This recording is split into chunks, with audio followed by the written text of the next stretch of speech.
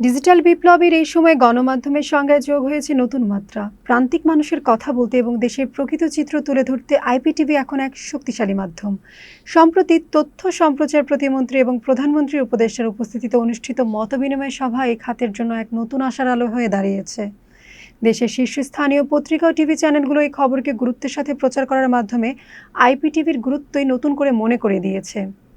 গত ২৬ এপ্রিল দুপুরে তথ্য অধিদপ্তরের সম্মেলন কক্ষে উৎসবমুখর পরিবেশে আয়োজিত হয় association of IPTV owners Bangladesh আইটোর সদস্যদের সাথে মতবিনিময় সভা। সরকারের শীর্ষ নীতি নির্ধারকদের সাথে আইপিটিভি মালিকদের এই খোলামেলা আলোচনা গণমাধ্যম জগতে একটি ইতিবাচক মাইলফলক হিসেবে দেখা হচ্ছে।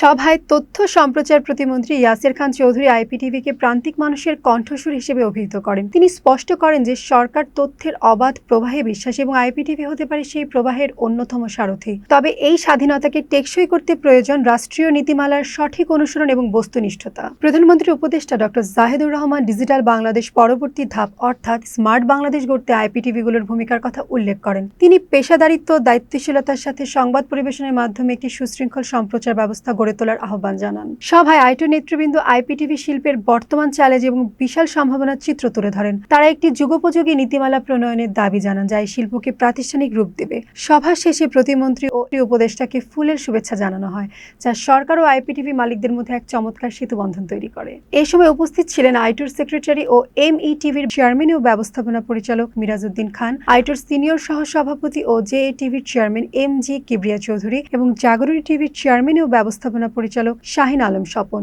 আরও উপস্থিত ছিলেন সিএসডি নিউজ 24 এর পরিচালক মাসুদ রানা, রূপসী বাংলা টিভির চেয়ারম্যান মোহাম্মদ মিজানুর রহমান সরকার, হার্ডিট টিভির ব্যবস্থাপনা পরিচালক আলিশা প্রধান সহ এসআরকে টিভি, রাজধানী টিভি, নিউজ 21, বাংলা টিভি এবং দেশবন্ধু টিভির প্রতিনিধিবৃন্দ।